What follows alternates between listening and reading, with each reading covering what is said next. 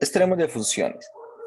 Vamos a definir lo que son extremos absolutos, extremos relativos, a enunciar unos cuantos resultados que aseguran la existencia de estos extremos en un intervalo cerrado y cómo encontrar extremos relativos. Bueno, los extremos absolutos se definen de la siguiente manera.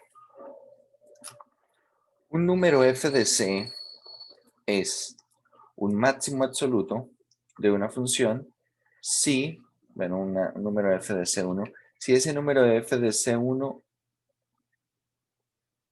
es mayor o igual que f de x para todo x en el dominio de f. Es decir, que f de c1 es la mayor de las imágenes, ¿vale? Es mayor o igual que cualquier imagen en comparación con un elemento o un número en el dominio de f, ¿vale? Un número f de c1 es un mínimo absoluto, entonces, si f de c1 es la menor imagen o una de las menores imágenes que tiene la función. En comparación, f de c1 debe ser menor o igual que f de x para todo x en el dominio de f. Hay que tener en cuenta que cuando hablamos de extremos absolutos, de mínimos absolutos o de máximos absolutos, esos extremos absolutos se refieren es a las imágenes. Una cosa es cuál es el extremo absoluto y otra cosa es dónde se alcanza, ¿vale? No hay que confundir esas dos cosas.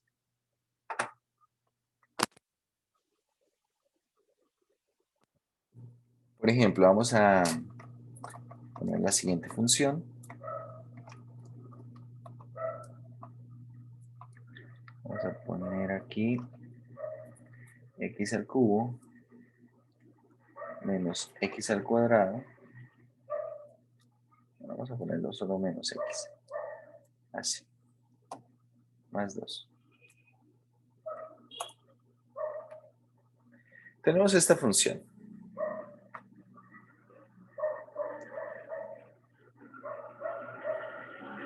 Como pueden ver, en esta función podemos identificar dos puntos en los cuales, por ejemplo, más o menos por aquí vamos a hacer algo estimado. En este punto A podemos notar que hay una imagen que es menor que otras que están cerca. Sin embargo, este punto que está aquí o esta imagen que está aquí no sería un extremo absoluto. ¿Por qué no sería un extremo absoluto? Para ser extremo absoluto, tengo que comparar esta imagen, la imagen de este punto básicamente, la imagen de este, acá estaría C1, es decir, la imagen de C1, no sé, es como 1.6, bueno, acá está, 1.62. Entonces, esta imagen tendría que compararla con todos los elementos del dominio. Y cuando se hace eso, pues resulta que hay elementos del dominio que producen imágenes menores, ¿verdad? ¿Qué quiere decir? Que en este caso f de c1, si nos preguntamos si es menor o igual que f de x para todo x que está en el dominio de f, esto de acá resulta que no es correcto, ¿bien? No es verdad.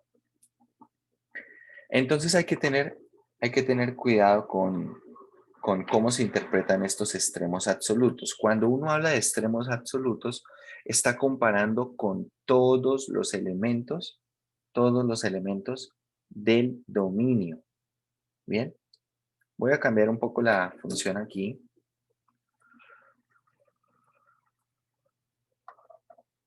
Vamos a poner acá así, x al cuadrado. Bueno, vamos a acomodar esto, más o menos como por aquí. Y observen, de esta manera, en esta función, bueno, tenemos este este punto que tiene coordenadas 0,47, por acá 1,75. Entonces observen, si este es nuestro C1, el 0,47, que vemos las coordenadas aquí aproximadamente, y a partir de lo que se puede reconocer en la gráfica, entonces en este caso sí se puede establecer que f de C1, que es 1,75, es menor o igual que f de x para todo x que pertenezca al dominio de f. En este caso sí se cumple. Esta imagen es la menor imagen. Es la menor de todas estas imágenes. Bien, todas están sobre este segmento de recta. Todas están sobre ese segmento de recta o sobre esa recta a altura 1,75. Por lo tanto, sí se cumple el hecho de que la imagen de C1 es menor o igual que todas las demás. Por lo tanto, acá, bueno, quiero que establezcamos también lo siguiente. ¿Quién será el máximo absoluto en este caso? En este caso, como vemos el comportamiento, esto va a seguir creciendo, es decir, no hay una imagen que sea mayor que todas las demás. En tal caso, este máximo absoluto no existe. ¿Quién es el mínimo absoluto? El mínimo absoluto es 1,75. Tengan en cuenta que el mínimo absoluto, o bueno, los extremos absolutos, son estas imágenes. ¿Bien? Es decir, el mínimo absoluto no es 0,47, ¿vale? No es 0,47. El mínimo absoluto es 1,75. El 0,47, este C1, es el lugar en donde se alcanza el mínimo absoluto. ¿Bien? Ese es el lugar en donde se alcanza el mínimo absoluto. Pero el mínimo absoluto es 1,75 para esta gráfica. ¿Vale?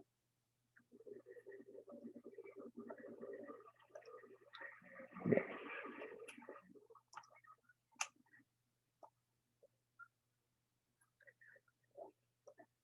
Vamos a ver cómo se definen los extremos relativos.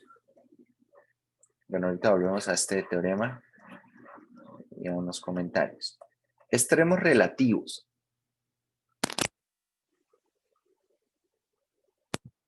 Cuando hablamos de extremos relativos, vamos a revisar esta definición y vamos a hacer una diferencia entre lo que es un extremo relativo y lo que es un extremo absoluto.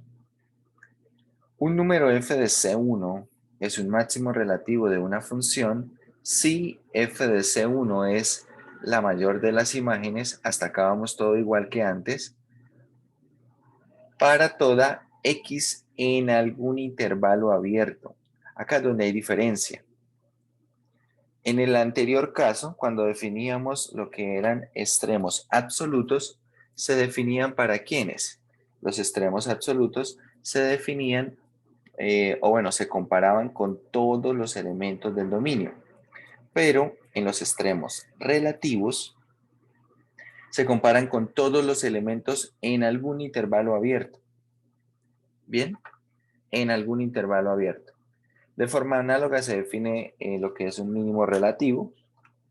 Un valor f de C1, un número f de C1 es un mínimo relativo de una función si f de C1 es menor o igual que f de x para toda x en algún intervalo abierto. Bien. Dicho esto, entonces vamos a volver aquí a GeoGebra. Vamos a volver acá a GeoGebra. Y bueno, voy a poner una función de este estilo. Vamos a poner x a la 5 menos 3 x a la 4 más x al cubo menos 3x al cuadrado más 2x menos 1. Voy a poner ese polinomio de grado 5. Ahí está. Y ese polinomio de grado 5 tiene este comportamiento. Bien, tiene este comportamiento. Bueno, a ver, voy a ponerlo mejor de grado 6 aquí. Y hacemos un par de comentarios de una vez. Así, este está mejor. Ahora voy a cambiar acá la escala.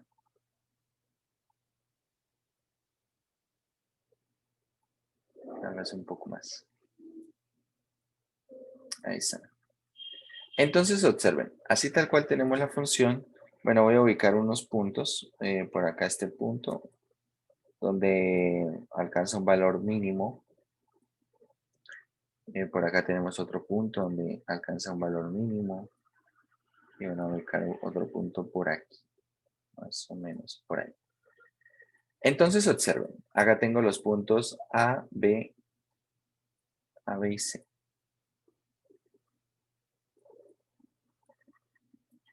Veamos. Tal cual como están las coordenadas,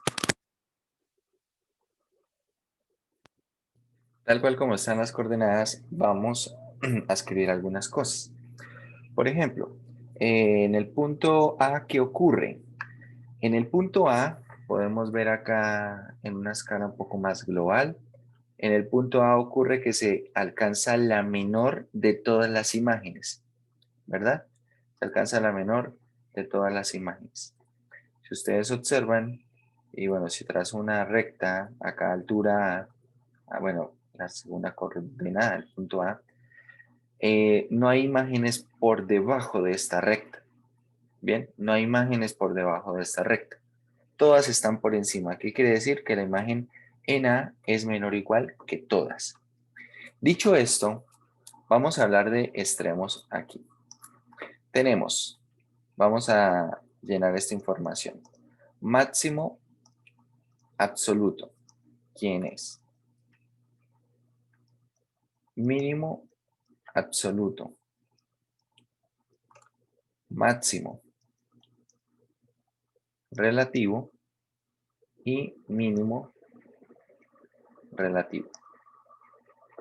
Vale. Entonces, máximo absoluto, como podemos ver, no hay una imagen que sea la mayor de todas. Uno podría decir, bueno, esta imagen es más grande que lo que está por aquí, pero hay imágenes más grandes, ¿cierto? Hay imágenes que son más grandes que esta. Entonces, máximo absoluto no tiene. En este caso, no existe. Mínimo absoluto sí hay. Vamos a ver, ¿quién sería el mínimo absoluto, muchachos? El punto. Miren las coordenadas a la parte de la izquierda del punto A y díganme, ¿quién es el mínimo absoluto? Porque el A mismo no puede serlo. El mínimo absoluto no puede ser un punto. Menos 19, profe. ¿Menos 19? Correcto. Menos 19 es el mínimo absoluto. Bueno, esto es estimado, ¿no?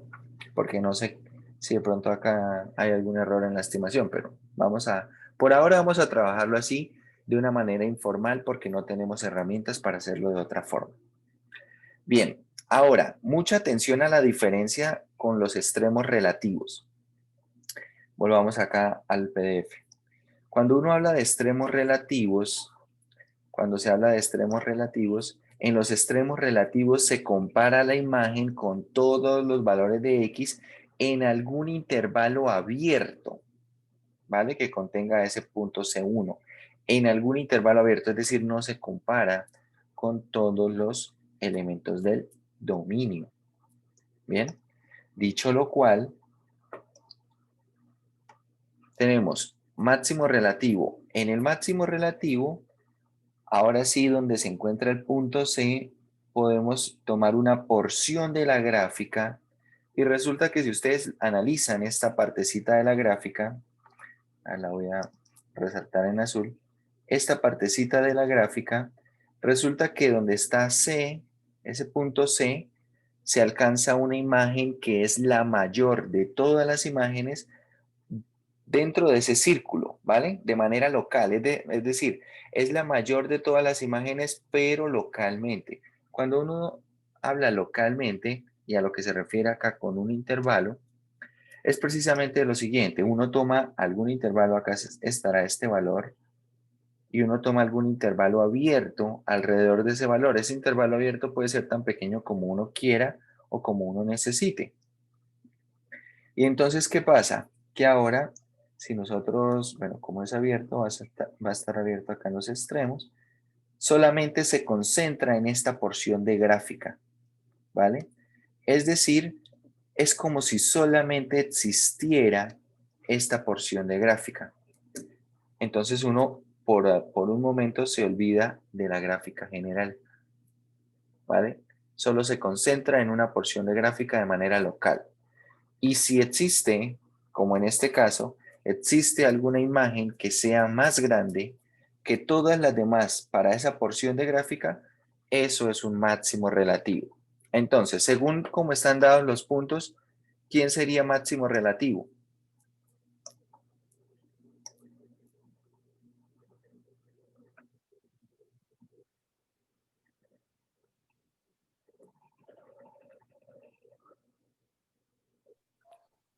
-1. Profe, menos 0,67. Perfecto. Menos 0,67. Observen acá la segunda componente del punto C, ¿vale? De ese punto C. Bien, ahora, eso es el análisis para el máximo relativo. De forma totalmente análoga, hacemos un análisis para el mínimo relativo que podemos encontrar ahí sobre ese punto B. Entonces, igual, tomamos un intervalo abierto, nos concentramos solamente en esta porción de gráfica. Bueno, en este caso, así como tomé esto, iría como hasta acá. Nos concentramos en esta porción de gráfica y vemos que hay una imagen que es menor que todas las demás.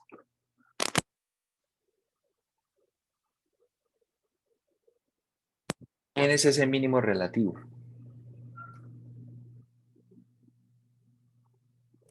Menos 5.35.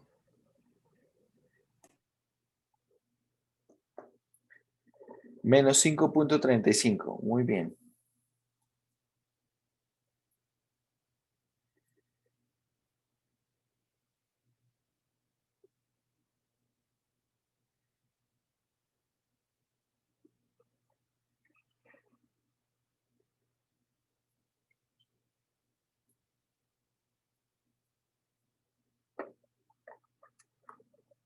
Menos 5,35. Y esos serían extremos absolutos y extremos relativos. Bueno, entonces, repito, ¿cuál es la diferencia entre los extremos absolutos y los extremos relativos? Los extremos absolutos son imágenes que se deben comparar con todos los elementos del dominio. Todos los elementos del dominio. Y los extremos relativos se comparan con todos los elementos dentro de una porción de la gráfica, dentro de un intervalo abierto, ¿vale? Entonces, esa es la diferencia entre un extremo absoluto y un extremo relativo. Un extremo relativo puede, bueno, perdón, al revés. Un extremo absoluto a la misma vez es un extremo relativo.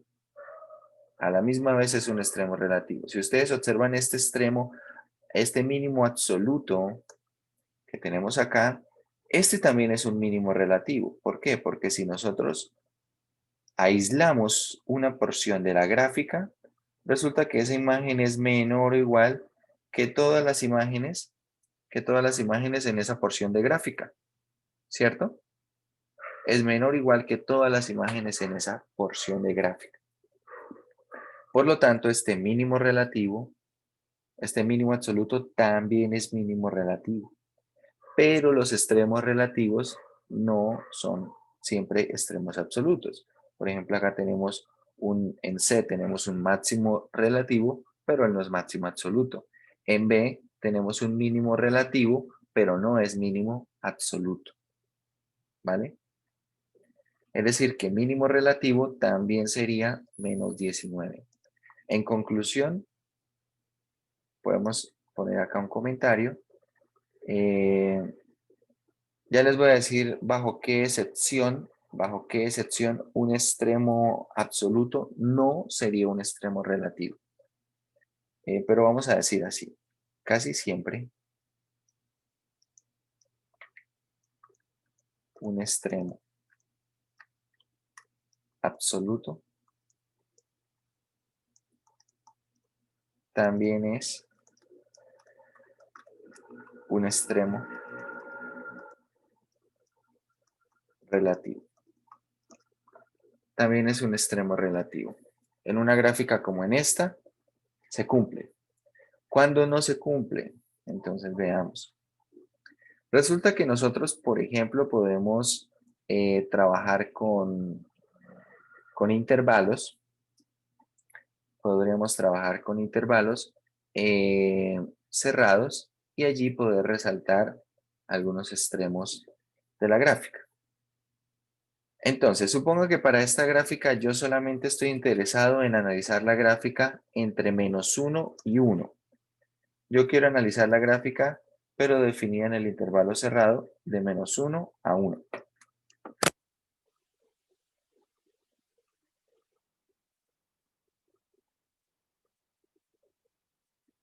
Esto que está aquí, solamente quiero analizarlo de -1 a 1, ¿vale? Entonces, de -1 a 1 vamos a tener unos extremos absolutos, algunos extremos relativos. Por ejemplo, en este intervalo de -1 a 1 vamos a tener un máximo absoluto. ¿Y cuál será ese máximo absoluto?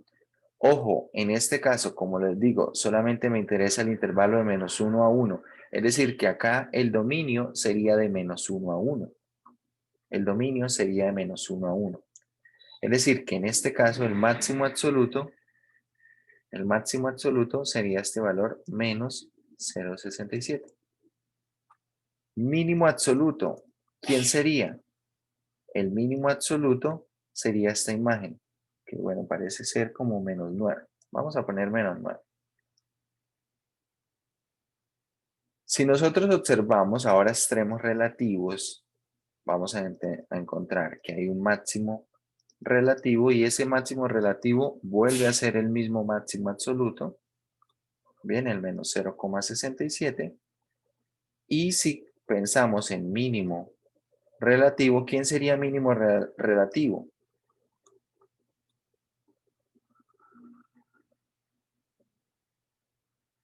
¿Quién sería mínimo relativo?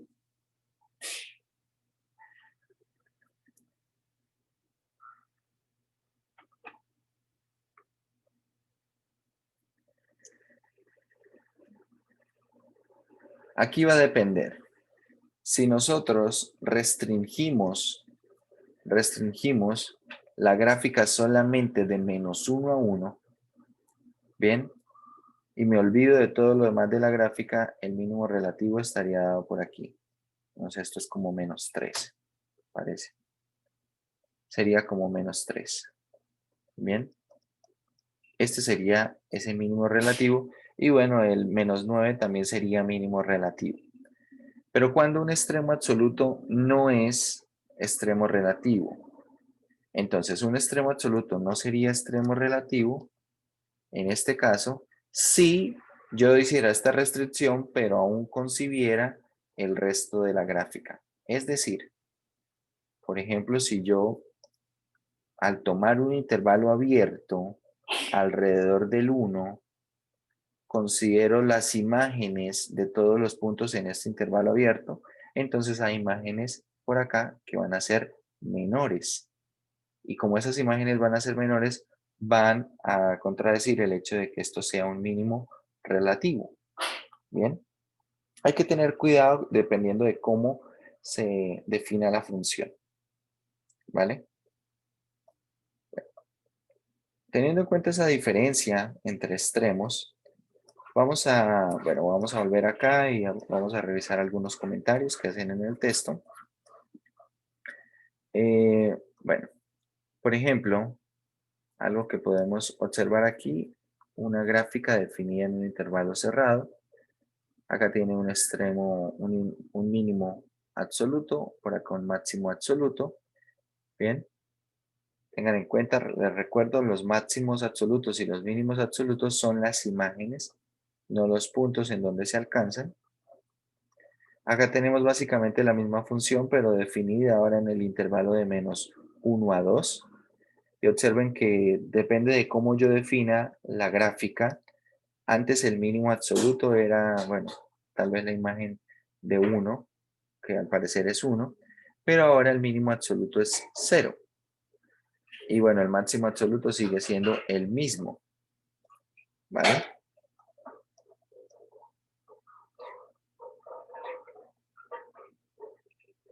Bien. Tenemos este teorema, el teorema del valor extremo. Realmente es un teorema importante en lo que vamos a estudiar en adelante. Y este teorema básicamente establece que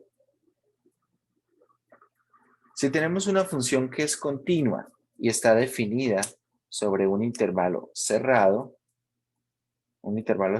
AB, entonces esta función siempre tiene un extremo, bueno, un máximo absoluto y un mínimo absoluto. Es decir, cualquier función continua definida sobre un intervalo cerrado siempre alcanza valores extremos absolutos dentro del mismo intervalo, ¿bien? En ese mismo intervalo, en ese intervalo cerrado.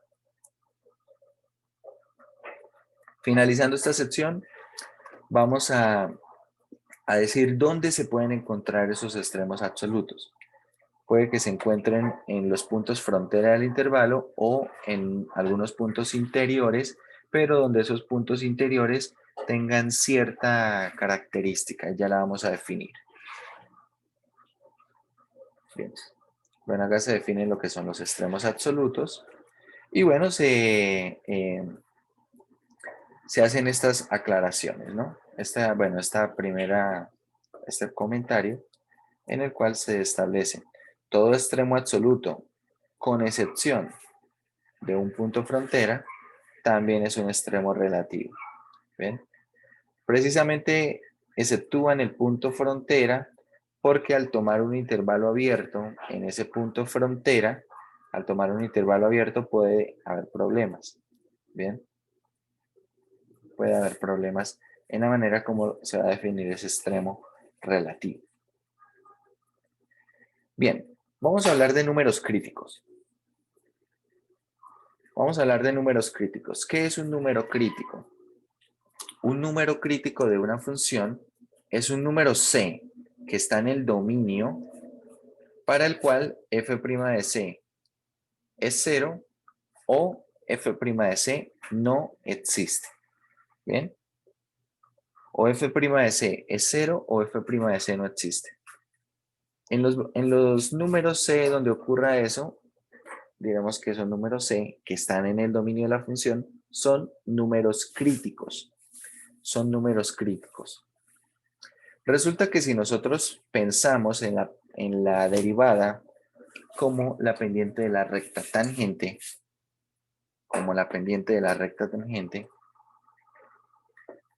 y bueno, vamos a analizar un poco este gráfico.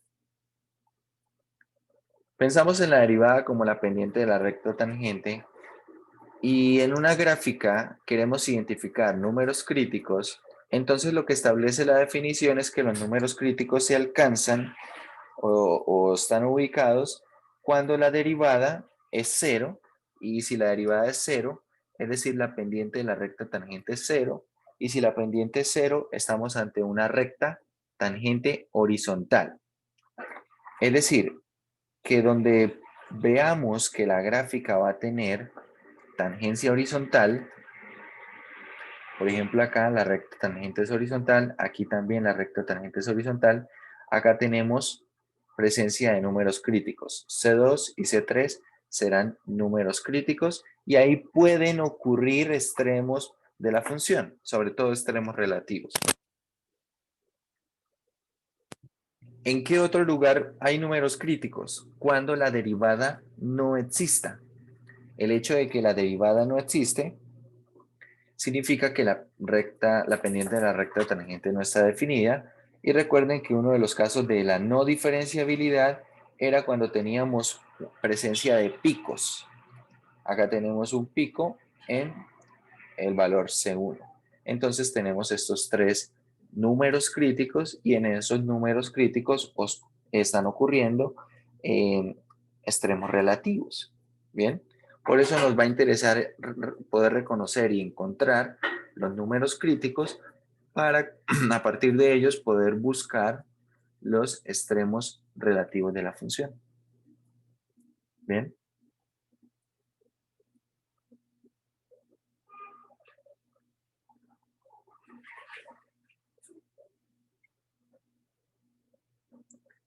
Vale. Bueno, vamos a mencionar este teorema y las directrices y vamos a hacer varios ejercicios en los cuales vamos a encontrar extremos de la función. Entonces, este teorema establece que si una función tiene un extremo relativo en un número c, entonces c es un número crítico. ¿Bien? Si tiene un extremo relativo, es decir, si tiene un máximo o un mínimo relativo en un número c, ¿qué debe ocurrir en c? Bueno, que c sea número crítico de la función, ¿vale? Vamos a ver entonces cómo hallar esos extremos. Como sabíamos del teorema 4.3.1, si la función es continua sobre un intervalo cerrado, ¿qué tenemos de garantía? Que existen los extremos absolutos. Bien, eso sabemos. Lo decía el teorema 4.3.1. Si es continuo sobre un intervalo cerrado, existe máximo absoluto y mínimo absoluto. La pregunta ahora es, ¿dónde se encuentran? Es lo que agrega este teorema. Entonces, los extremos absolutos, ¿dónde ocurren? Ya sea en un punto frontera o en un número crítico dentro del intervalo abierto. Por eso cobran una importancia los números críticos. Bueno, en aras de encontrar esos extremos absolutos, necesitamos saber en dónde pueden ocurrir. Entonces, solamente tenemos las posibilidades de los puntos frontera del intervalo, es decir, el valor A y el valor B, y los números críticos que están dentro del intervalo. Una vez teniendo esos candidatos a lugares donde se alcanzan los extremos absolutos, entonces se van a seguir las siguientes directrices. ¿Cuáles son las directrices? A ver, vamos a evaluar la función en los puntos frontera.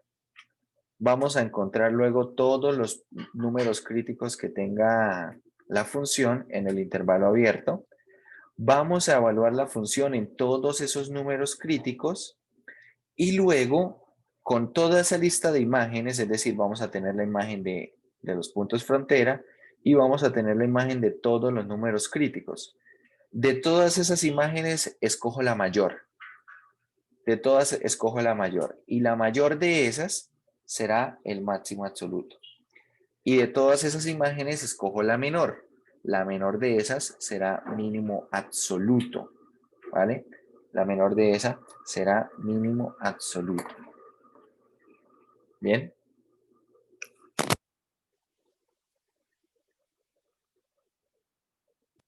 Bien, vamos a hacer algunos ejercicios. Y quiero que podamos identificar algunos extremos. Entonces, bueno, dice, vamos a determinar problemas del 7 al 22. Encuentre todos los números críticos de la función. A ver, pero quiero mejor que hagamos del 23 al 36. Encuentre todos los extremos absolutos de la función. Vamos a ver.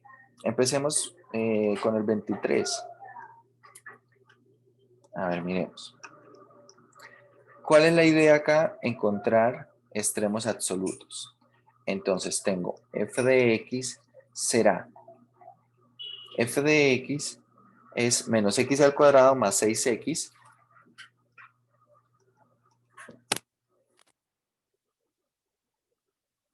definido en el intervalo de 1 a 4. Bien, definida en el intervalo de 1 a 4. Entonces, quiero hallar los extremos absolutos de esta función. Vale. Vamos a proceder primero hallando números críticos.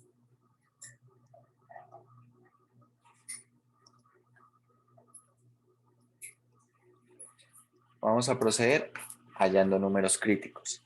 Bien, entonces tenemos la primera derivada de la función es menos 2x más 6. Entonces nos preguntamos, ¿dónde esta primera derivada se hace 0 y cuándo esa primera derivada no existe? La primera pregunta de cuándo se hace 0 va a tener solución. F' de x es 0 si y solamente si, bueno, menos 2x más 6 es igual a 0, es decir, que 6 es igual a 2x y por lo tanto x es igual a 3. X igual a 3 es un valor, bueno, 3 es un valor en el cual la primera derivada se hace 0. La primera derivada se hace 0. Entonces, observemos, este valor 3 está dentro del intervalo. Sí, Está dentro del intervalo. ¿Y 3 hace parte del dominio de la función? Sí, ¿verdad? Entonces, vamos a escribirlo así. C igual a 3 es número crítico de f de x. Bien, es un número crítico de f de x. Si nosotros nos preguntamos cuándo la primera derivada no existe, no vamos a encontrar respuesta. ¿Por qué? Porque la primera derivada es una función polinomial y por lo tanto está definida en todos los reales. ¿Vale? Es decir, que el único número crítico que tiene es 3. Ahora, siguiendo con las directrices, vamos a hacer el listado de imágenes. Vamos a hacer aquí, vamos a calcular imágenes. ¿Qué imágenes vamos a calcular? Vamos a calcular la función evaluada en los extremos del intervalo, es decir, f evaluada en 1 y f evaluada en 4. Pero también vamos a calcular f evaluada en 3 en los números críticos que encontramos, que en este caso fue uno solo. F evaluado en 1, ¿cuánto es?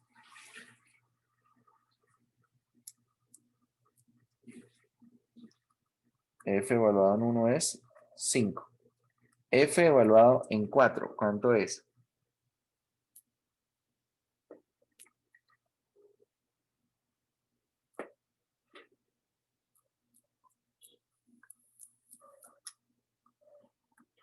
Si no estoy mal, eso es 8. Y ahora f evaluado en 3.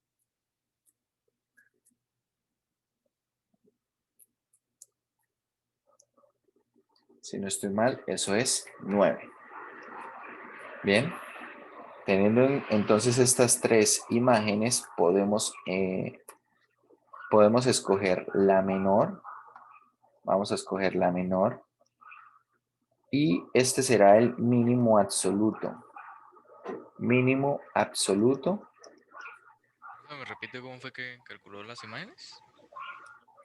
¿Cómo, perdón? ¿Me repite cómo hizo para calcular las imágenes? Evaluar la función. Bueno, evaluar aquí la función. Ah, era esa. Ah, Sí, vale. evaluando ahí la función. ¿De pronto Bueno, estaba evaluando la derivada? sí, sí. No, es en la función. Bueno, verifiquen que esos sean los valores. Evalúen en la función el valor 1, 3 y 4.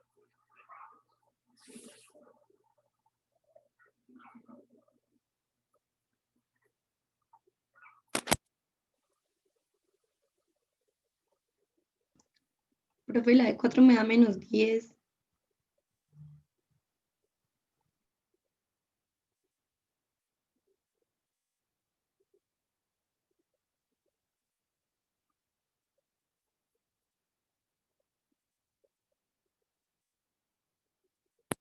La de 4 da menos 10. Pues a medio de eso, no sé. No, profesor, pues a mí me da 8, profesor. Revisen la, No, sí, profe, la también me cuenta. da 8. Sí, también me da 8. ¿Sí? Vale. Ah, ya vi, ya vi, ya vi. Vale. Bueno, una vez que calcula eso, entonces escoge la menor de las imágenes y ese será el mínimo absoluto. Se escoge la mayor de las imágenes y este será el máximo absoluto. Tenemos el mínimo absoluto y el máximo absoluto. ¿Bien? Y eso es lo que hay que hacer.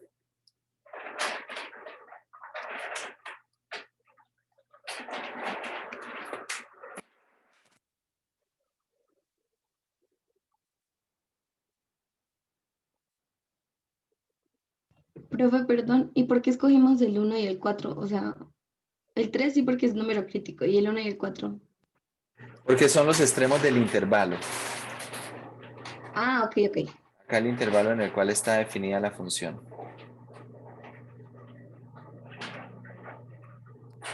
Profe, lo que Sí. hicimos en el profe, lo que hicimos en el último caso aplica para toda función. ¿Qué cosa? Lo de el mínimo absoluto y máximo absoluto que los determinamos por el número mayor y por el número menor. Sí, sí, se aplica para todas las funciones. La menor de las imágenes será el mínimo absoluto y la mayor de las imágenes será el máximo absoluto. Tengan en cuenta que esto es el análisis en un intervalo cerrado, ¿no? Es en un intervalo cerrado. Entonces lo que establece el teorema, este teorema que acabamos de ver, es que los extremos absolutos solamente pueden ocurrir ¿dónde? Los extremos absolutos solamente pueden ocurrir o en puntos frontera o en números críticos. Números críticos dentro del intervalo, por supuesto. ¿Bien? Números críticos dentro del intervalo. Entonces, eso es lo que hacemos. Primero hallamos los números críticos dentro del intervalo y luego calculamos las imágenes de los números críticos y de los puntos frontera. Una vez tenemos esas imágenes calculadas de los puntos frontera y de todos los números críticos que encontremos dentro del intervalo, de esas imágenes escogemos el mayor valor, que será el máximo absoluto, y el menor valor, que será el mínimo absoluto. ¿Vale?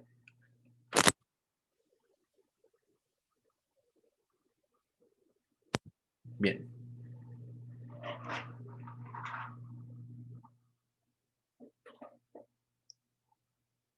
Vamos a hacer otro ejercicio.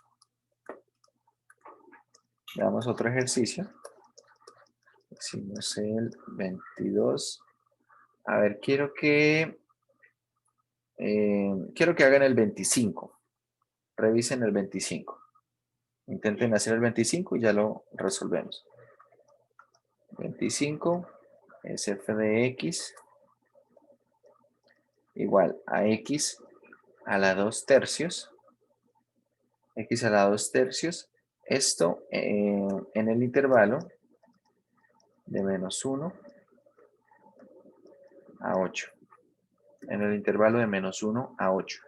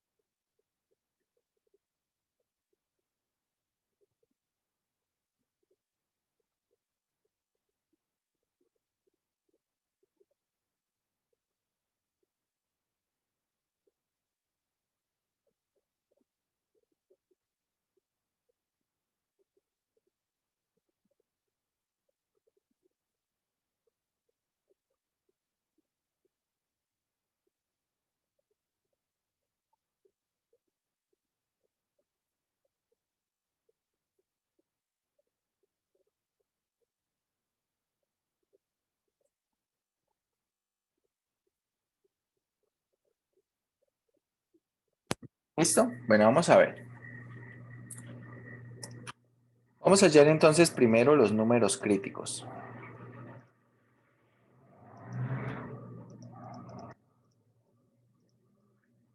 Vamos a hallar los números críticos y con estos números críticos, junto con las imágenes de los extremos del intervalo, vamos a determinar cuáles son los extremos absolutos. Entonces, calculamos acá la primera derivada. Esta primera derivada será 2/3 de x elevado a la menos 1/3. Es decir, esto es 2 sobre 3. Bueno, x a la 1/3 podríamos escribirlo directamente así. Raíz cúbica de x. Bien. Entonces acá, si nosotros nos hacemos la pregunta, cuando f' de x es 0, resulta que esta pregunta no tiene solución. La primera derivada nunca se hace 0. Entonces, bueno, esa primera derivada siempre es diferente de 0. ¿Por qué es diferente de 0? Para que esto sea igual a 0 se necesitaría que el numerador fuera 0 y en ese instante que el denominador sea diferente de 0. Sin embargo, el numerador no se hace 0, el numerador es constante, es 2. Entonces, la otra pregunta que debe surgir es cuando la primera derivada no existe. Y resulta que la primera derivada no existe, ¿para qué valor? Cuando x, ¿quién es?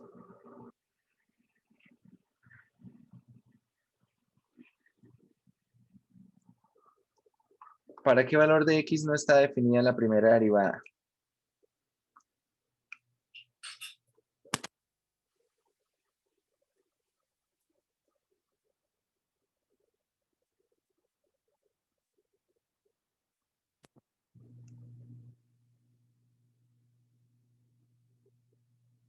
¿Para cero?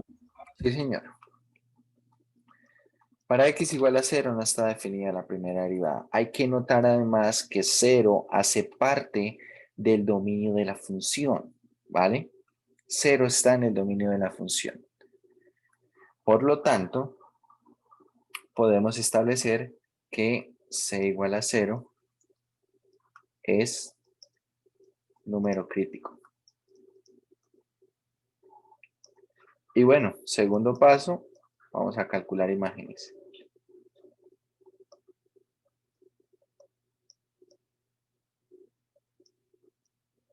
Vamos a calcular imágenes y vamos a calcular la imagen de -1, la imagen de 8 y a calcular la imagen de 0, que es el número crítico que encontramos. A ver, la imagen de -1 en la función. Tenemos -1 a la 2/3. Esto va a ser 1. Es lo mismo que tener la raíz cúbica de x al cuadrado, es decir, -1 al cuadrado es 1 y raíz cúbica de 1 es 1. X, bueno, tenemos raíz cúbica, sería raíz cúbica ¿de quién? De x, bueno, de 8 elevado al cuadrado. 8 al cuadrado es 64 y la raíz cúbica de 64 es 4.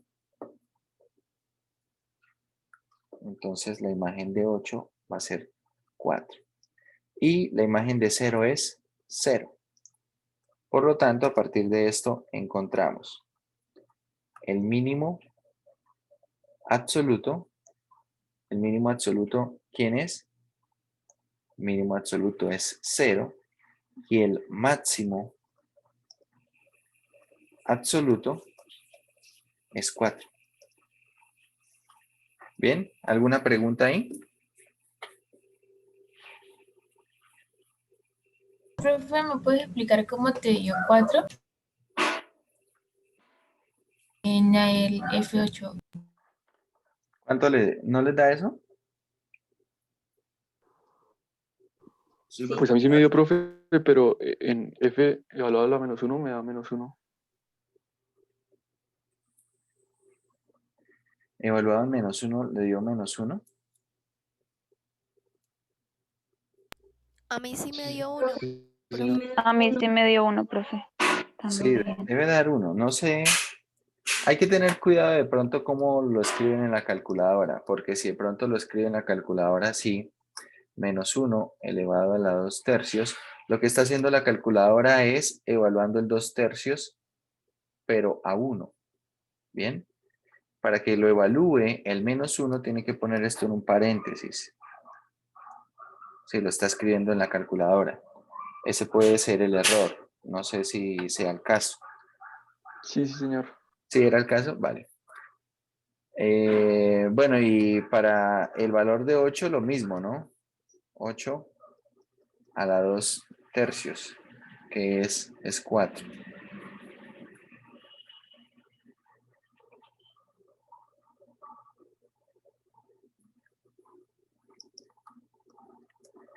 Bueno, vamos a ver entonces algún ejercicio más. Vamos a mirar el ejercicio 33. El ejercicio 33, que va a ser f de x igual a 2 coseno de 2x, 2 coseno de 2x, menos coseno de 4x,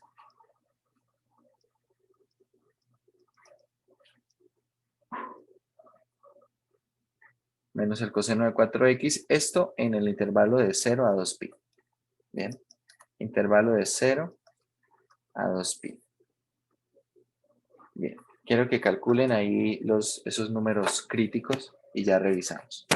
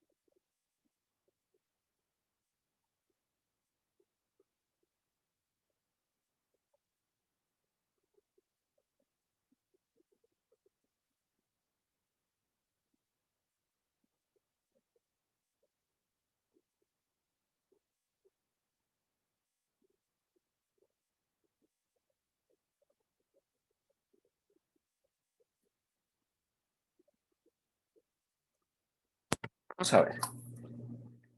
Primero vamos a hallar entonces los números críticos. Entonces calculemos esta derivada. F' de x, ¿quién será? ¿Cuál es la derivada de 2 coseno de 2x?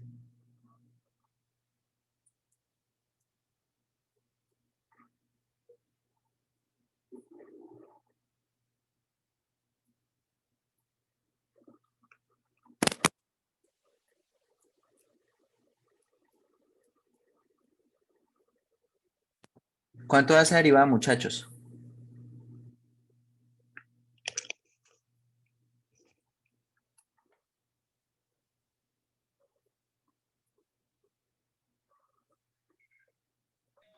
Profesor, a mí me dio coseno de 2x por 2 por menos seno de 2x. ¿A alguien le dio algo diferente? Profe, a mí me dio menos 4 seno de 2x más 4 seno de 4x. Esa me suena mejor. Bueno, acá tenemos, esto va a ser menos 4 seno de 2x y acá más 4 seno de 4x, ¿sí? Bien, ahora, hay que averiguar cuándo esto se hace 0. Esto siempre está definido, la función seno es una función que es continua en los reales. Por lo tanto, existe para cualquier número real. Esto quiere decir que la única posibilidad de números críticos es que f' de x sea 0.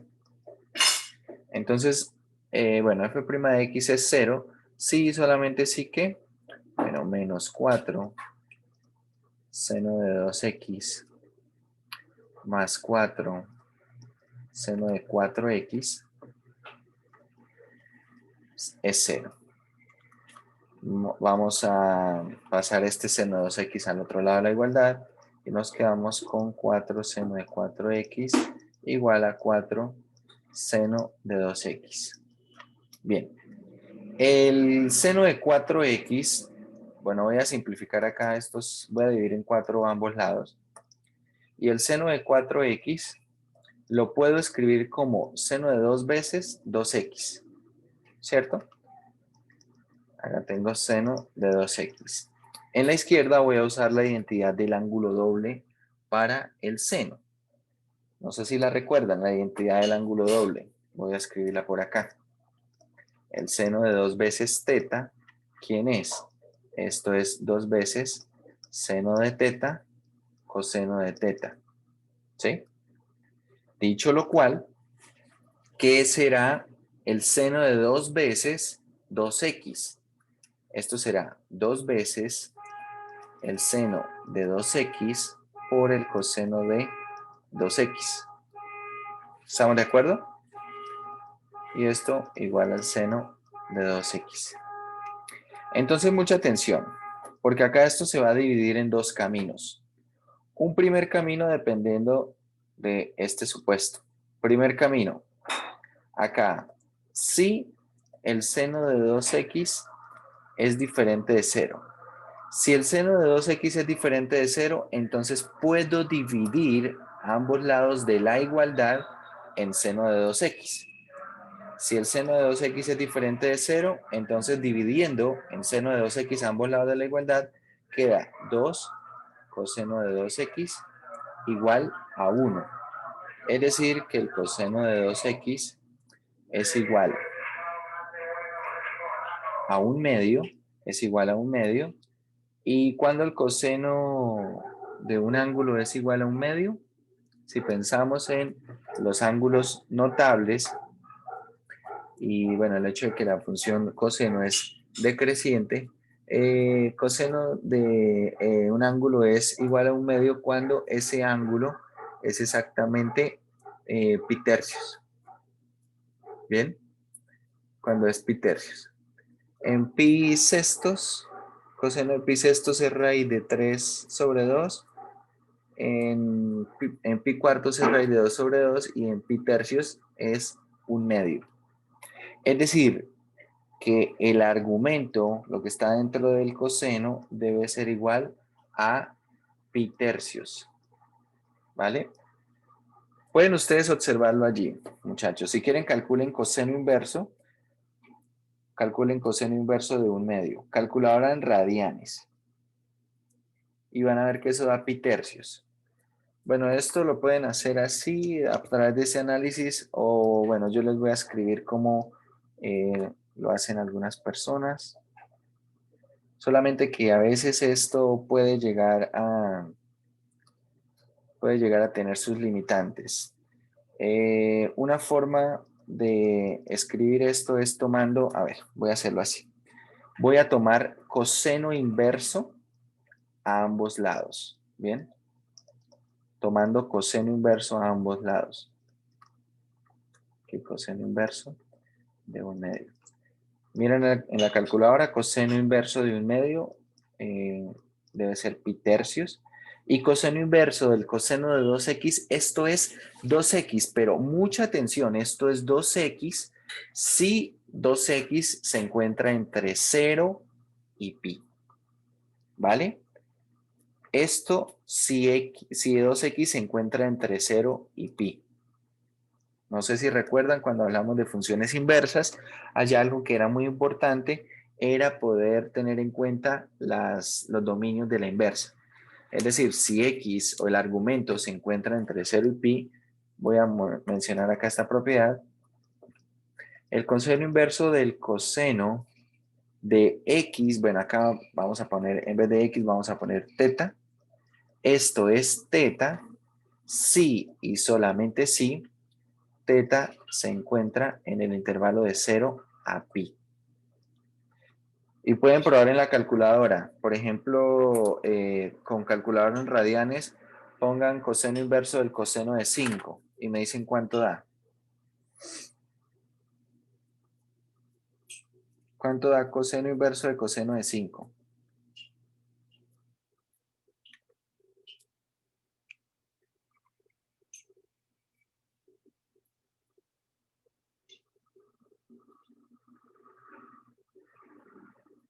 ¿Cuánto da, muchachos? Coseno inverso del coseno de 5.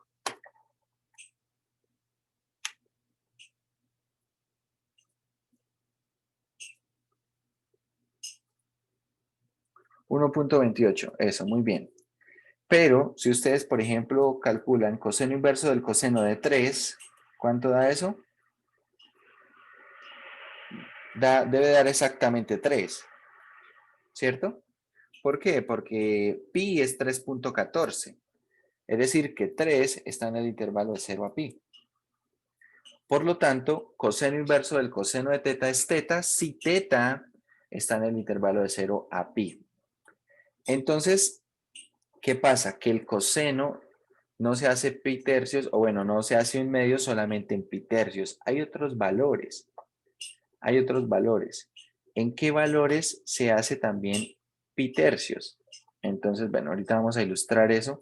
Y hay que tener mucho cuidado con eso porque, por ejemplo, el intervalo va de 0 a 2pi.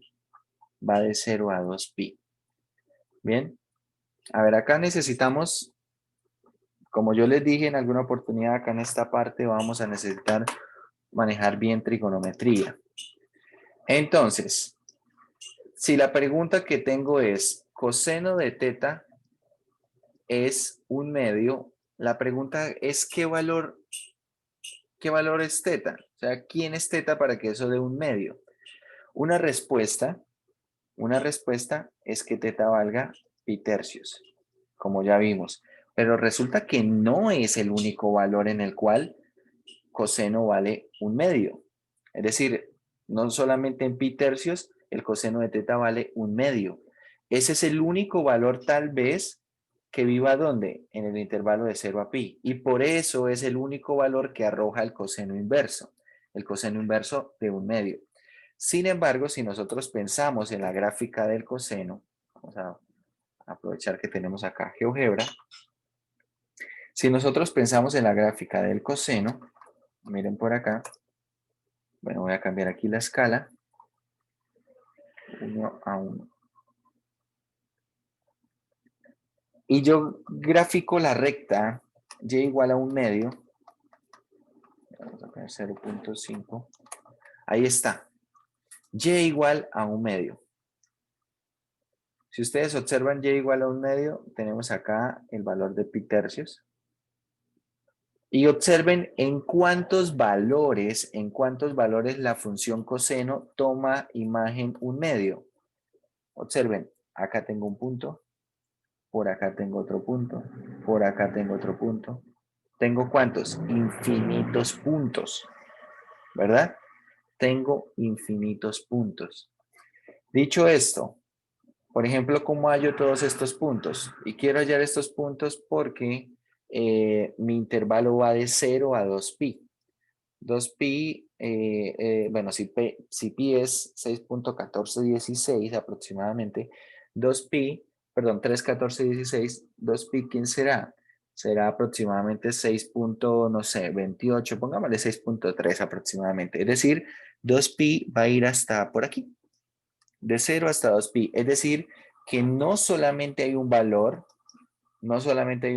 en el cual el coseno se hace un medio. Hay otro valor, pero ¿quién es este valor? Porque este no me lo arroja coseno inverso. No me lo arroja coseno inverso. Resulta que todos estos valores los puedo hallar a partir de la periodicidad de las funciones trigonométricas. ¿Cómo? Si yo puedo encontrar este valor que ya lo encontramos, que fue pi tercios, con seguridad también, ¿quién va a dar un medio? Le voy a sumar el periodo. Bien, le voy a sumar el periodo. Es decir, si yo le sumo a pi tercios, le sumo 2pi, es decir, este valor es pi tercios más 2pi, este también va a dar un medio en coseno. Pi tercios más 2pi, ¿quién es? Pi tercios más 2pi, esto es 7 pi tercios. Quiero que calculen coseno de 7 pi tercios. Y me digan cuánto da. Un medio. Un medio, ¿cierto? Vale, entonces ahí donde tienen escrito, bueno, esto es 7 pi tercios. Donde tienen escrito en su calculadora coseno de 7 pi tercios, pongan acá dentro del paréntesis, súmenle otra vez 2pi. Es decir, ¿este qué valor me va a dar? Me va a dar este que está aquí. Este. Es decir, sumándole 2pi, esto debe ser, ¿qué? Creo que es 13 pi tercios. ¿Y cuánto da eso? Un medio también. Un medio también. Entonces observen que hay un montón de valores en los cuales está dando un medio. Por lo tanto, ¿cómo hago para encontrar algunos de esos valores? Para encontrar algunos de esos valores, si yo encuentro uno, entonces sumando de a 2pi, que es el periodo del coseno, encuentro más. ¿Vale? Pero, si ustedes observan, hay algunos que se me están escapando. ¿Cuáles se me están escapando? Estos de acá, ¿cierto? Estos de acá no los estoy calculando. Pero resulta que si yo a partir de uno de estos me muevo un periodo hacia atrás, entonces puedo encontrar cierto valor. Resulta que el coseno es una función que es simétrica con respecto al eje Y. ¿Qué quiere decir esto? Que el hecho de ser simétrica con respecto al eje Y quiere decir que f de x es igual a f de menos x. En conclusión, puedo decir que el coseno de pi tercios es igual al coseno de menos pi tercios. Miren la calculadora cuánto es coseno de menos pi tercios. ¿Cuánto es?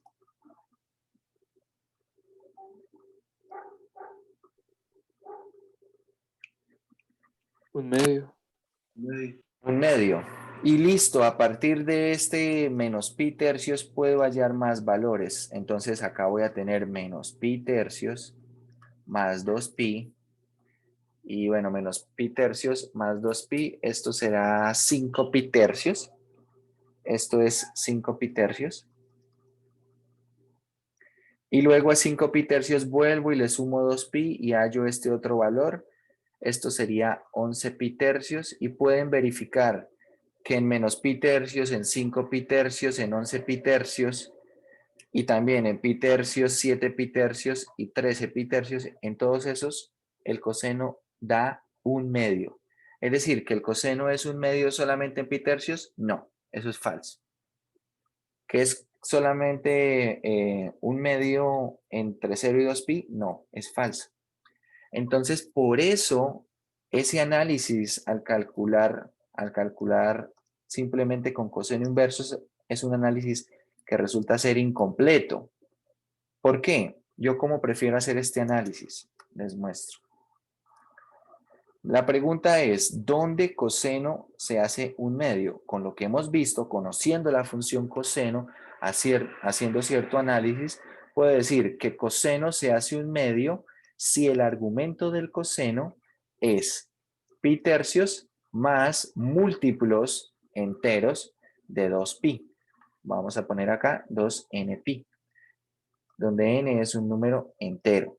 Es decir, si le sumo a pi tercios 2pi, si le sumo 4pi, si le sumo 6pi, etcétera, todos estos valores del argumento son valores que hacen que el coseno se haga un medio. Y de esta manera puedo despejar x. Es decir, divido todo en 2 y me queda que x es pi sextos más npi. Y en todos estos valores, el coseno se va a hacer, el coseno de 2x se va a hacer un medio. Pero ojo, porque no son los únicos. Esto solamente es una de esas subfamilias de valores que se hacen un medio. ¿Por qué? Porque hay otra, ¿cierto? Es decir, hay otra posibilidad. La otra posibilidad es que 2x sea igual a menos pi tercios, más 2k por pi, donde k es nuevamente un número entero. Es decir, tengo menos pi tercios más múltiplos pares de, más múltiplos pares de pi o más múltiplos enteros de 2pi. Es decir, que x es ¿quién? Es menos pi sextos más k por pi. Y ahora empezamos a darle valores a n y valores a k. Observen, si n vale 0, x me da pi sextos, ¿verdad?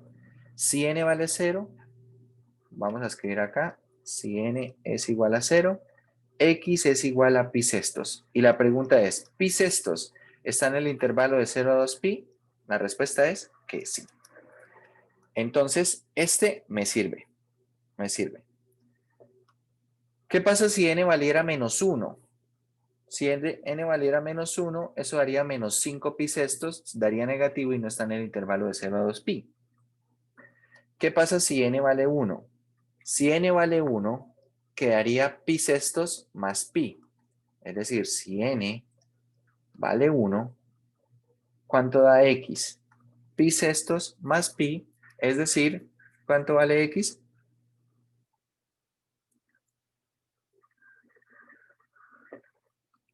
Siete pi sextos, ¿verdad? Y 7 pi sextos es menor que 2pi. Es decir, este también me sirve. Ahora, si n vale 2, me queda 2pi más pi sextos. Esto sería 13 pi sextos, lo cual es mayor que 2pi y por lo tanto ya se sale del intervalo. Ya no me interesa. No me interesa ese valor. Bien. Ahora, vamos para la siguiente subfamilia. Si k vale 0, me queda menos pi sextos. No me sirve, porque sería un valor fuera del intervalo de 0 a 2pi. Si k vale 1, quedaría pi menos pi sextos. Estos son, entonces, si k vale 1, me quedaría que x es 5 pi sextos, ¿cierto? 5 pi sextos. Este me sirve porque está dentro del intervalo de 0 a 2pi. Si k vale 2, me queda 2pi menos pi sextos. Esto sería 11 pi sextos.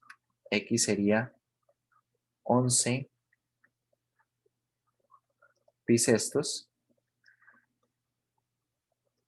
lo cual está dentro del intervalo. Es decir, que estos 4 números que estoy encerrando en este momento son números críticos de la función.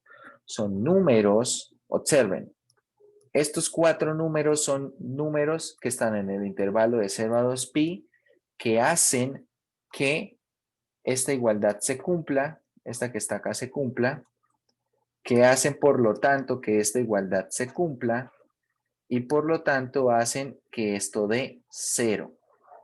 Bien, es decir, que esos son números críticos, ¿vale? Esos 4 números que tenemos allí son números críticos, pero ojo porque este solamente es un camino, ¿vale? No podemos perder de vista el otro camino. ¿El otro camino cuál es? Bueno, ¿qué pasa si seno de 2x es 0? Porque este camino que seguimos fue suponiendo que seno de 2x era diferente de 0 y por lo tanto podía dividir en la ecuación en seno de 2x, ¿cierto? Si es diferente de 0, puedo dividir. Pero si es igual a 0, entonces claro, si es igual a 0, observen. Si seno de 2x es 0, entonces en la izquierda me va a quedar 0 y en la derecha también me va a quedar 0. Se cumple la igualdad. Pero ahora la pregunta es, ¿qué valores de x hacen que seno de 2x se haga 0? La misma forma de razonar que hace un momento con el coseno igual a 1/2. El seno de 2x, ¿dónde se hace 0? El seno de una función, el seno de teta, básicamente se hace 0. Si teta, ¿quién es? Si teta es 0 solamente.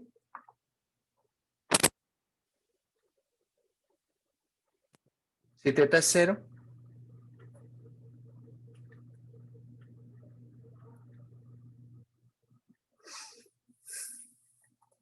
Bueno, de hecho, seno de teta es 0 si el argumento, si ese valor teta es un múltiplo de pi. Si eso es un múltiplo de pi. Es decir, seno de teta se hace 0 si teta es 0, pi, 2pi, 3pi, etc. Pero también los negativos, menos pi, menos 2pi, menos 3pi, etc. Para todos los múltiplos de pi, el seno de teta se hace 0. Bien.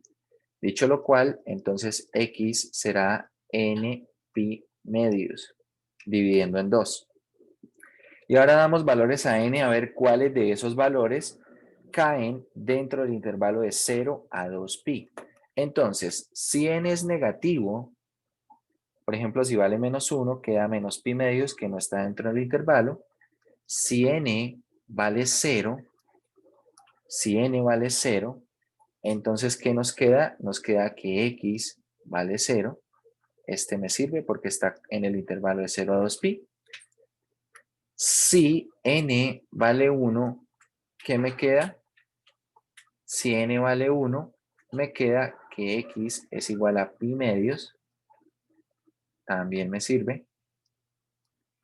Si n vale 2, me queda que x es igual a ¿quién? Es igual a pi. X va a ser igual a pi. Si n vale 3, bueno, voy a escribirlos aquí más bien abajo. Si n vale 3, entonces x sería igual a 3 pi medios.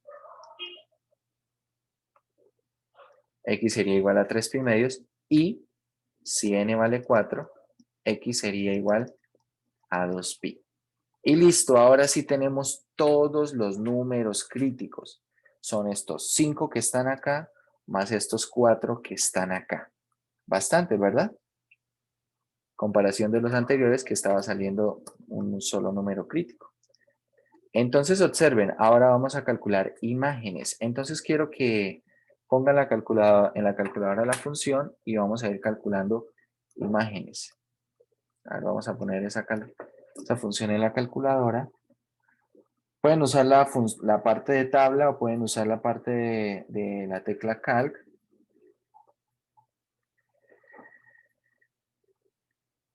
Les recuerdo y reitero tener la calculadora en radianes.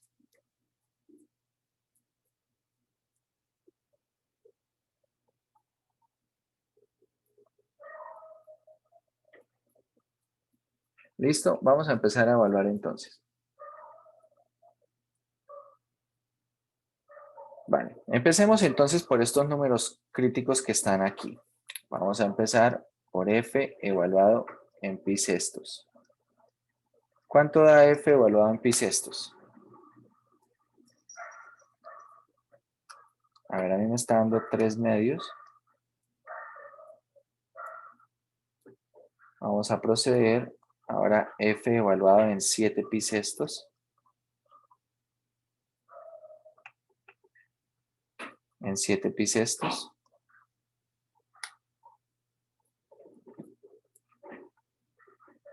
También me da 3 medios.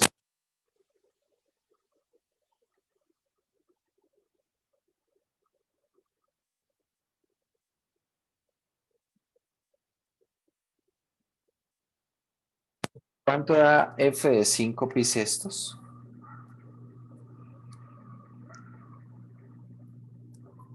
También está dándome 3 medios. ¿Y cuánto da f de 11 pi sextos?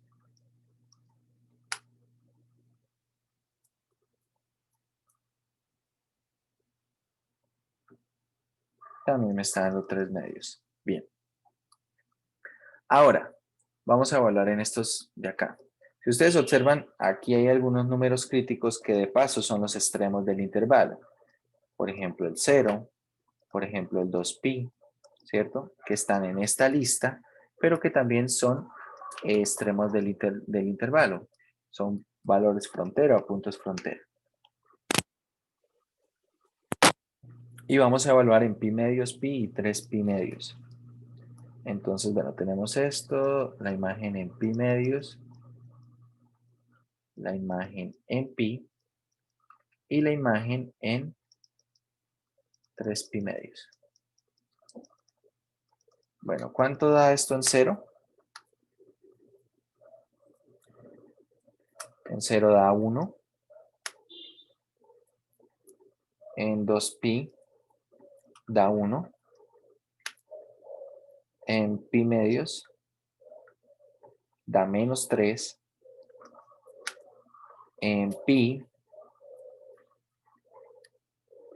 da 1. Y en 3 pi medios da menos 3 nuevamente. Tal cual estamos viendo acá, entonces vamos a escoger la menor de las imágenes. La menor de las imágenes, ¿quién es? Menos 3. Entonces el mínimo absoluto es menos 3. ¿Cuál es la mayor de todas las imágenes? La mayor de todas las imágenes es 1. Entonces el máximo absoluto es 1. Ese máximo absoluto es 1. ¿Bien? Bueno, vamos a hacer la gráfica en GeoGebra de esa función. Para que veamos. Tenemos entonces 2 coseno de 2x. 2 coseno de 2x menos el coseno de 4x. Coseno de 4x. Ahí está. Me interesa esto en el intervalo. A ver, lo hubiera escrito.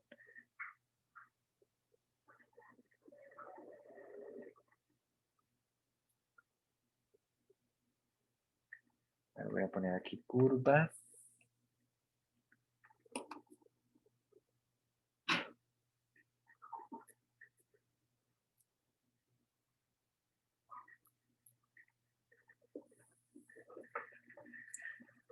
Voy a poner esto.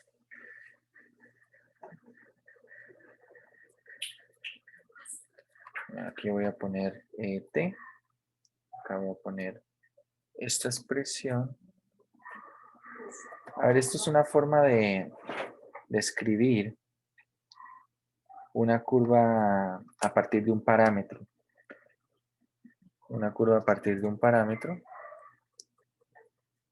Curvas parametrizadas en GeoGebra. Acá entre 0 y 2pi. Vamos a ver si la marca. Ahí está.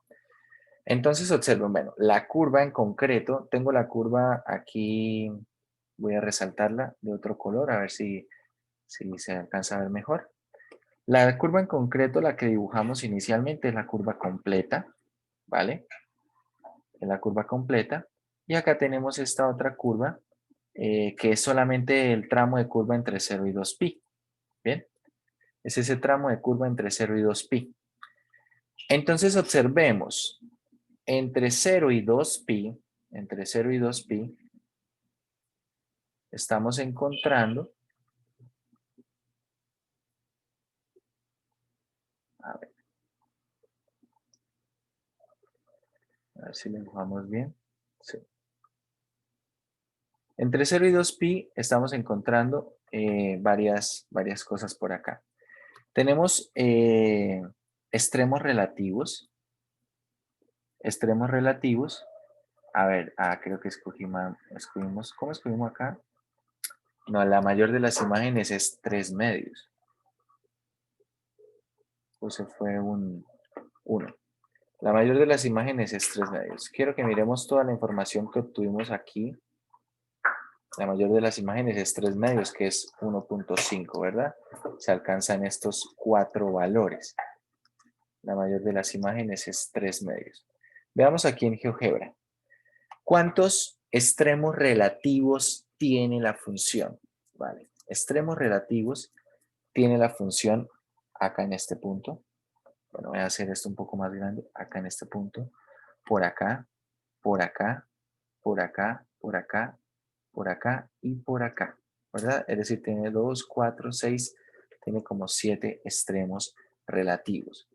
Y esos los encontramos nosotros junto con los extremos del intervalo, encontramos 9 valores, básicamente 9 valores.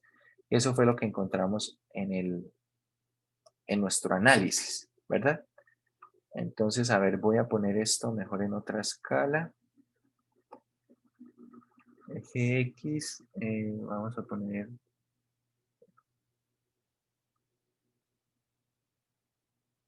¿Por qué no me deja acá? Vamos a ponerlo de a pi medios. Ahí está. Ahí está. Entonces, cuando nosotros tomamos los valores, miremos los valores que encontramos aquí en este análisis. Encontramos, por un lado, los siguientes números críticos. Pi sextos, 5 pi sextos, 7 pi sextos y 11 pi sextos. Entonces vamos a marcarlos acá con rectas verticales. X igual a pi sextos. Ahí está. X igual a 5 pi sextos. Ahí está. X igual a 11 pi sextos. Y X igual a 7 pi sextos.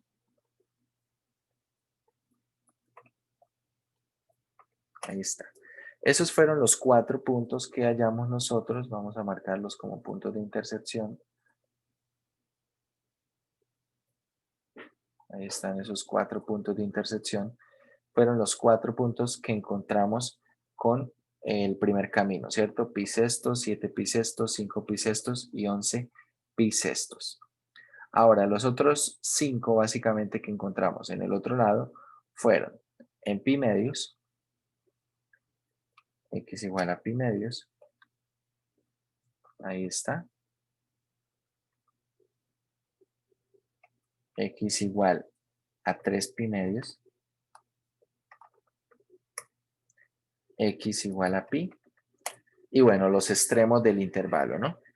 Acá tenemos otros puntos de intersección, estos fueron por el otro camino, estos otros puntos que están acá.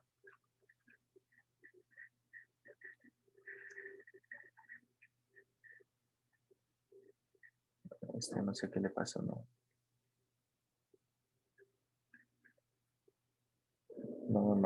No sé qué escribí en el 3 pi medios. 3 pi medios. Ahí está. Y acá tenemos este otro punto. Como podemos ver, acá tenemos estos dos puntos donde se alcanza el mínimo absoluto. El mínimo absoluto es 3, es menos 3. Hay 3 puntos, no, hay 4 puntos donde se alcanza el máximo absoluto, que es 3 medios, que es 1.5. Y los extremos del intervalo no son ni máximos absolutos ni mínimos absolutos, no son extremos relativos tampoco. Acá está toda la información que obtuvimos haciendo ese análisis a través de estos dos caminos. Como pueden ver, este ejercicio requiere tener muy buenos conocimientos y sobre todo de la parte de trigonometría, primero, y segundo, tener buena manipulación algebraica, ¿no? Por ejemplo, acá usamos la identidad del ángulo doble para la función seno.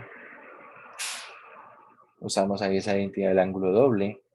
Acá separamos en dos caminos. Observe que si yo hubiese simplemente dividido en seno de 2x, si simplemente hubiese dividido en seno de 2x sin tener cuidado, ¿vale?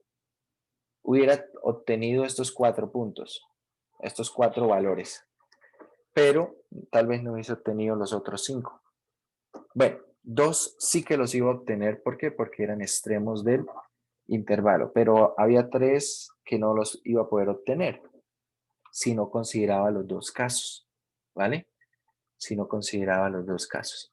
Entonces hay que tener eso en cuenta. Cómo manipular ese tipo de expresiones acá va a comenzar a ser muy importante y se va a hacer muy evidente que también están en la manipulación algebraica y que también están en lo que son conocimientos, por ejemplo, de trigonometría. Por eso quería hacer un problema de este estilo. Les recomiendo que hagan alguno como el 34, 35 o 36 para que practiquen algunas de estas cosas. Bien, para que practiquen algunas de estas cosas. Bueno, no sé si tienen preguntas de ese ejercicio.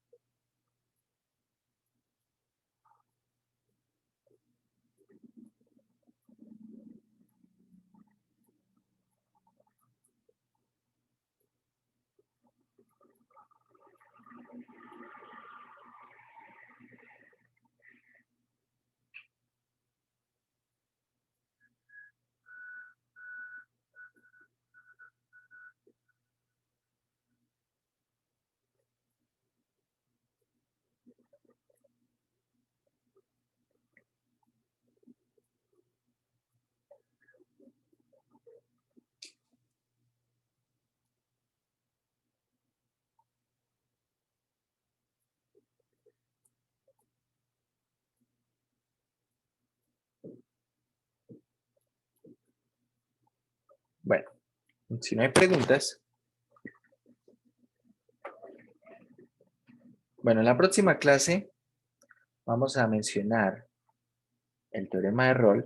La clase de mañana vamos a mencionar, hablar del teorema de Rolle, hablar del teorema de valor medio para derivadas, hablar acerca de crecimiento y decrecimiento en términos de la primera derivada, y posterior a eso vamos a hablar de límites en la regla, usando la regla del L'Hopital. Eso es lo que vamos a hacer el día de mañana, y de esa manera la próxima semana nos queda por ver el día jueves vamos a ver el criterio de la primera y segunda derivada, que serán secciones 4.6 y 4.7, y el día viernes vamos a hacer ejercicios de optimización. Bien. Bueno, muchachos, eso sería todo por hoy entonces.